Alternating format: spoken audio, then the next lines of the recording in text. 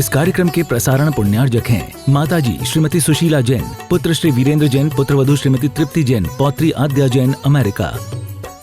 परम पूजाचार्य परमेष्टि गुरुदेव श्री 108 विद्या सागर जी महाराज की पूज्य पदाचार्य श्री समय सागर जी महाराज की समस्त निर्यापक श्रवण मुनिराजों की रत्न ग्रंथक शाबकाचार।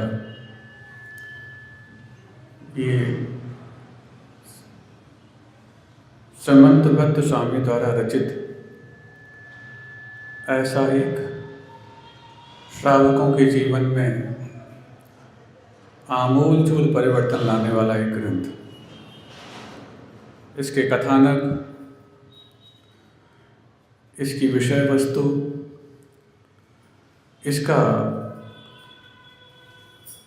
व्यावहारिक जीवन में उपयोग करने लायक तथ्य, यूँ तो श्रावकों के लिए लगभग 35 से भी अधिक श्रावकाचार ग्रंथों में वर्णित हैं, लेकिन इन सब में प्रमुख यदि कोई श्रावकाचार है तो वो रत्नगंडक श्रावकाचार।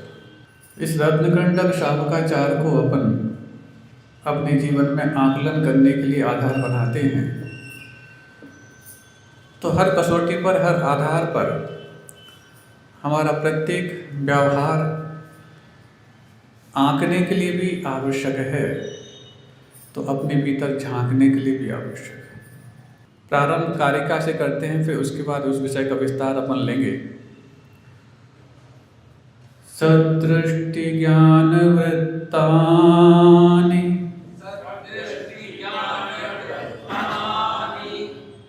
सदृष्टि ज्ञान वृत्तानि धर्मं धर्मेश्वरा विदुः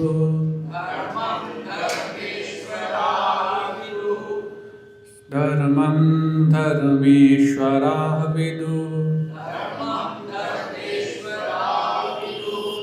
यदीय प्रत्यनीकानि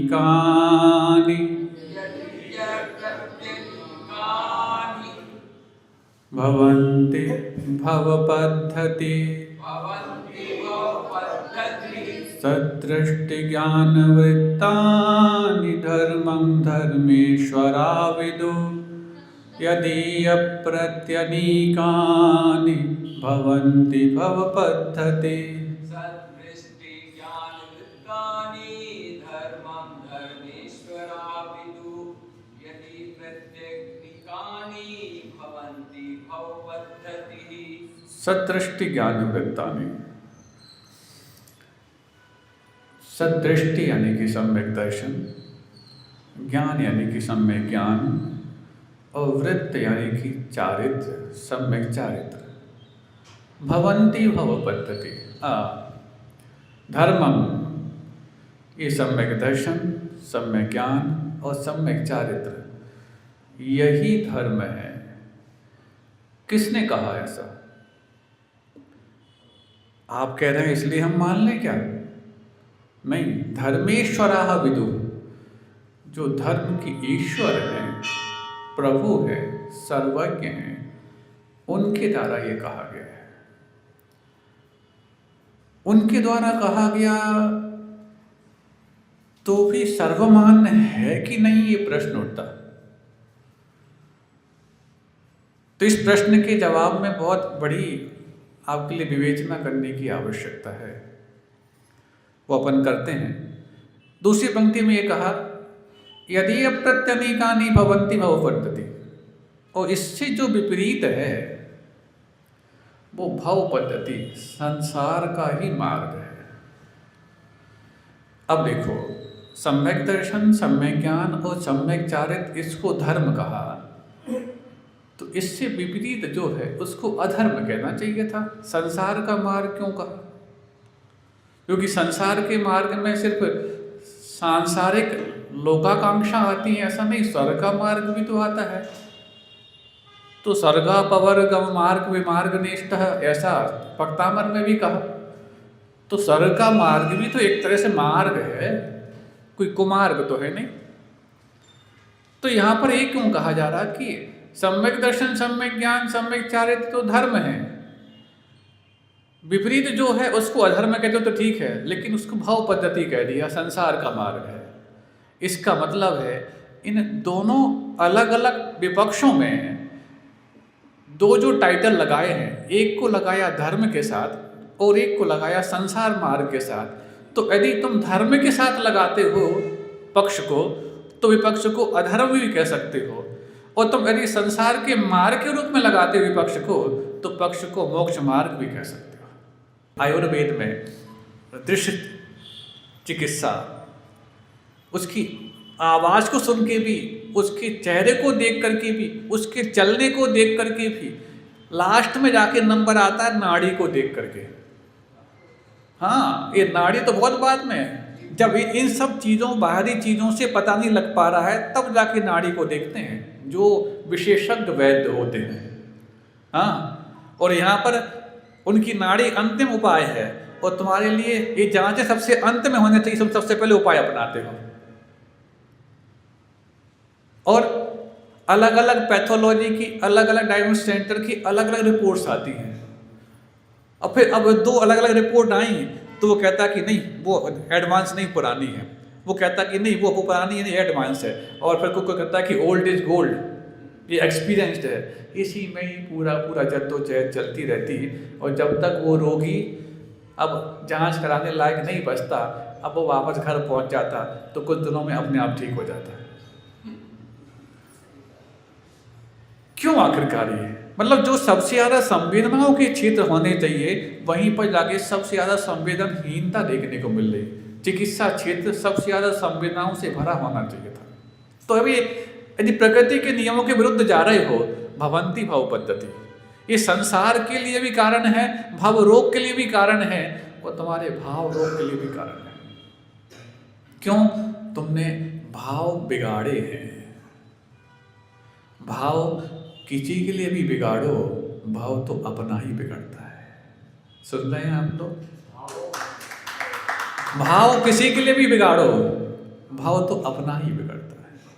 ये नकारात्मक किसी के बारे में सोचो, नकारात्मक किसी के बारे में बोलो, नकारात्मक किसी के लिए करो, इससे तुम्हें लगता है कि शायद उसका बुरा हो रहा है।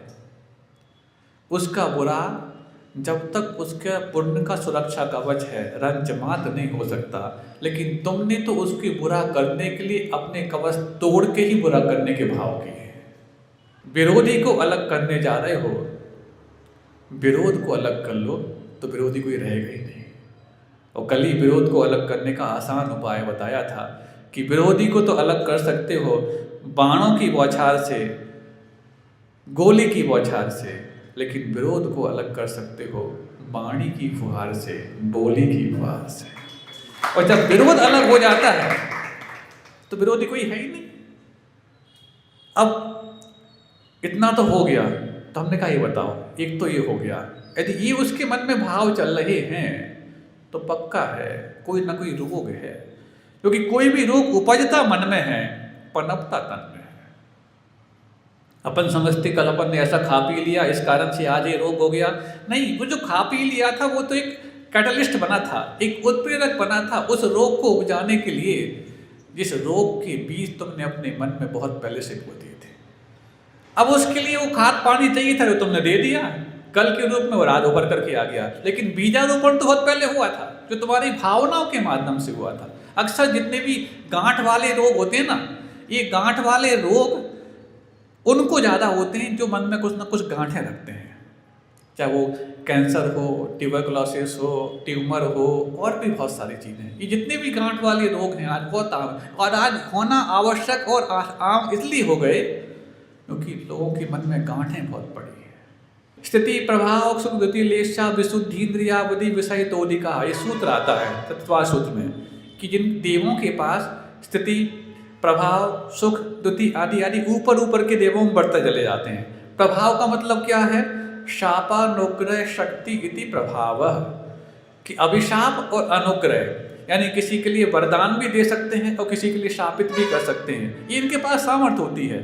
तो ये शापानुग्रह शक्ति हर देव के पास सबकी अपनी अपनी रेंज के हिसाब से होती है। अब यदि मान लो आपके पूर्व भाव का कोई मित्र है तो आपके साथ वो अनुग्रह भी कर सकता, आपके लिए कोई सहयोग भी कर सकता, और कोई पूर्व भाव का वैरी है तो आपके लिए बुरा भी कर सकता। ये बात अलग है कि उसके बुरा और अच्छा करने का प्रयोग आप पर लागू तब होगा जब आपका पुण्य अथवा पाप का उदय चल रहा होगा, ये भी बात है। लेकिन उसके पास ये जैसे दवा भी आप पर तभी लागू होगी ना जब आपका पुण्य का उदय चल रहा होगा, और वो दवा भी रिएक्शन आपकी तभी तो करेगी ना जब वो आपका पाप का उदय चल रहा होगा। लेकिन उसमें प्रभाव डालने की क्षमता तो है, ऐसी शाप और अनुग्रह देने की क्षमता उन देवों के पास है। इसी को बाहरी वादा ऊपरी वादा कहते हैं। इसको मिथ्यात्व कब कहा जाता है? जब तुम इनको ठीक कराने के लिए फालतू के झाड़ा फूकी अथवा इन सब प्रपंचों में पड़ते हो तो मिथ्यात्व है। वस्तुतः ये जो साइंस है ये मिथ्यात्व नहीं, ये तो उनका प्रभाव है, ये तो उनका नेचर है, इस प्रकार से वो कर सकते हैं। लेकिन अपने बैरी पर ही वो नकारात्मक प्रभाव डालेंगे और अपने मित्र पर ही वो सकारात्मक प्रभाव डालेंगे। प्रभाव प्रभावी तब होगा जब आपके पास उस प्रकार के कहना चाहिए अवसर होंगे पुण्य अथवा पाप के। ये ठीक है। तो इन दो को यदि आप नहीं जान रहे हो और तमाम आप रिपोर्ट वो करते चले जा रहे हो, अंत में जाकर के वो रोग कहता है हम तो अब यहीं पोर्ट कर चुके हैं, अब कहीं और पोर्ट हमें करने की आवश्यकता नहीं। तुम कितने भी एयरपोर्ट बनाओ, चाहे वो क्या बोलते बंदरगाह बनाओ, पोर्ट जिसको बोलते, हम तो कर चुके यहीं पर। क्यों? क्योंकि आपने इन दोनों का कभी आपने जांच करने का मन बनाया ही नहीं, एक प्रज्ञापराध का और दूसरा ऊपरी वादा। यदि ये दो हैं तो इनके प्रभाव में आपकी सारी रिपोर्ट नॉर्मल आएंगी। यही भवंती भाव पद्धति, ये संसार के मार्ग हैं। यदि ये प्रत्यनी कहानी सुन रहे हो, ये मत समझना सर्जरी होगी तो वो सही हुई है। तब तो जाकर के गैस का दर्द हुआ था, पेट में जाके कैंची जब रह जाती है तो कैंची के दर्द समझ में आता था कि अंदर कुछ नहीं था, कैंची छूट गई। वो भी बाद में कुछ छूटी है जब सर्जरी हो चुकी है। क्या है ये? मैकेनिक बने फिरे हैं, गाड़ी खोली खाली, ठोकर पीटी, नष्ट कर दिए, जाओ, जी गए तो तुम्हारी है, नहीं है तो कोई बात नहीं, अपन ने पहले लिखा के रखा है, हमारी जिम्मेवारी नहीं। जबकि सही चिकित्सक वो होता है जो रोगी को निर्भीक बनाते हैं। तुमने यदि उसको निर्भीक बना दिया, बहुत कुछ तो वो अपना ट्रीटमेंट खुद कर लेगा, और तुमने भयभीत बना दिया तो जितना रोग उसके पास नहीं है उससे भी ज़्यादा दुखी वो हो जाएगा, जिसका नाम आगंतुक दुख होता है। व्यक्ति वर्तमान दुख से भी ज़्यादा दुखी आगंतुक दुख से है, जो अभी आया नहीं लेकिन आ सकता है। जब आप बच्चे होते हैं, पहली बार किसी क्लिनिक में जाएं और डॉक्टर ने बोल दिया कंपाउंडर से कि इसको IVF, अब इतना बड़ा वो इंजेक्शन, अब जिसने कभी देखा ना हो कि इंजेक्शन क्या होता, बच्चा है, पापा ये क्या है? बेटा ये इंजेक्शन है। तो इसके ऊपर ये क्यों लगी है? नहीं वो उसी से दवा अंदर जाती है। अच्छा तो मुंह में रख करके उसको ऐसे करते होंगे, पंप पिचकारी ऐसा? नहीं बेटा, मुंह में रख के नहीं, मुंह में रख करके नहीं, वो स्किन के अंदर जाती है। इतनी बड़ी नीडल, तो किसको लगाई जा रही है? बेटा कोई नहीं, तुम्हें स्वास्थ्य ठीक है, तुम्हें लगाई जाए। मुझे अब जैसे ही भागता है वहाँ से, अब जैसे ही भागता है तो 2-4 लोग पकड़ लेते, उसको दबोच लेते, 2 ने हाथ पकड़ लिए, 2 ने पैर पकड़ लिए। अब वो क्या कर सकता, भाग तो सकता नहीं। अब वो कहता है लगाओ, मैं ही मिला तुम्हारे लिए, लगाओ। चिल्लाता रहता है, खूब दर्द, वो इतना ऐसा कर लेता है, शरीर अकड़ लेता है, जल्दी लगाओ जो भी करना है। डॉक्टर बोलता लग चुकी, वो तो है लग चुकी। बताओ, वो निडल लगने के पहले वो जितना दुखी हो गया, शायद निडल लगते वक्त भी दुखी नहीं था। क्यों? आगंतुक दुख से वो भयभीत था, वो भय ही उसको उस दुख से भी ज्यादा दुखी करा। संसार में ऐसा भी, जब हम अपने आगंतुक दुख से अपने आप को ज्यादा भयभीत कर लेते हैं, अपनी योजनाओं में ही योजनाओं का दुख अपने साथ लपेट लेते हैं, तो उस दुख से भी ज़्यादा दुखी हो जाते हैं, जो शायद वर्तमान में आने के बाद भी आपको इतना भय न कराए। इसी को बोलते हैं भवंती। क्यों? इसी का नाम मिथ्या श्रद्धान है। सदृष्टि ज्ञान वृत्तानि, सम्यक दर्शन, सम्यक ज्ञान और सम्यक चारित्र, ये तीनों ही हैं जो आपके लिए इस रोग से मुक्त करने के लिए कारण बनते। मुक्ति कहो, मोक्ष कहो, एक ही बात है, और उसकी पद्धति कहो और मार्ग कहो, एक ही बात है। इसका मतलब सम्यक दर्शन, सम्यक ज्ञान और सम्यक चारित्र, ये तीन ही मोक्ष मार्ग हैं। इससे क्या होगा? इससे तुम्हारे लिए अपने स्वभाव की सही जानकारी होगी, स्वभाव का सही श्रद्धान होगा और स्वभाव में विचरण करने का आपका मानस आचरण के रूप में आएगा। इसीलिए इसको धर्म भी कहा, क्योंकि वस्तु के स्वभाव का नाम धर्म। सृजन हिमगिरि से उद्भव है, धनि सरिता सोचिन वाणी, अभिमल प्रक्षालन करती है, शोभवि सरस्वती वाणी। प्रथम करण अरु चरण द्रव्यमय, गूंथी सो गण धरवाणी, दुर्लभ गुरु से प्राप्त हुई सो, हम कहते हैं गुरुवाणी। गरिमा काती चितवन की है, द्वादशांग में है वर्णी, शुभ नय को धारण करती है, स्यादवाद की है धरणी। चेतन तार बजाती है सो, मीणा वादिनी मन हरणी, धीर धरावे विपदा में सो, कहे भारती चितरमणि। भेद कराती नीर चीर सम, हंस वाहिनी ओमानी, ज्ञान कराती वस्तु तत्व का, ज्ञान दायिनी सो जानी। मुक्ति दिलाती अनुचर को है, नहीं शारदा समदानी, शिव सुख मंजिल दिखलाती सो, यही नेत्र ज्योति भानी। सृजन हिमगिरि से उद्भव है, ध्वनि सरिता सोचिन वाणी, अभिमल प्रक्षालन करती है, शोभवि सरस्वती द्वादशांगिन वाणी। इस कार्यक्रम के प्रसारण पुण्यार्जक हैं माताजी श्रीमती सुशीला जैन, पुत्र श्री वीरेंद्र जैन, पुत्रवधू श्रीमती तृप्ति जैन, पौत्री आद्या जैन, अमेरिका।